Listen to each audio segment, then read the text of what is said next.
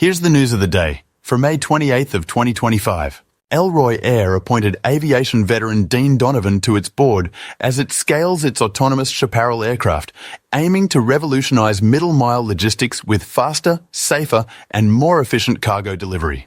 The Advanced Air Mobility Institute's 2025 Biennial report highlights a 570% surge in event participation and expanded global collaboration, underscoring its commitment to sustainable aviation and inclusive innovation. Joby Aviation secured a $250 million investment from Toyota to advance certification and production of its electric air taxis, deepening their manufacturing partnership and propelling Joby's stock up over 25%.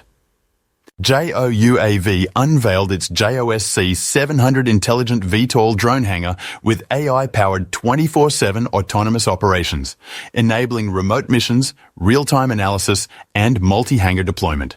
Avinci's will equip its AW-139 helicopters for Sassamar with Centum's LifeSeeker system, enhancing search and rescue missions by locating mobile phones even without coverage. Acadian AirMed named Travis Latiolais Employee of the Year for his outstanding maintenance work and pursuit of top pilot certification, highlighting his impact on safety and excellence.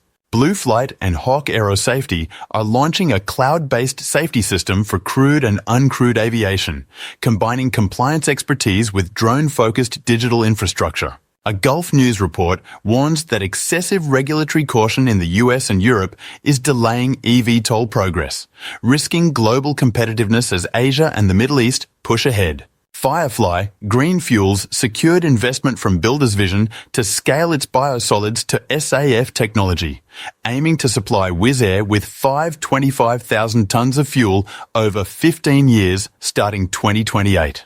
ExecuJet Haite has obtained Kazakhstan certification to perform line and base maintenance on Bombardier Challenger and Embraer Legacy jets, expanding its service reach into Central Asia.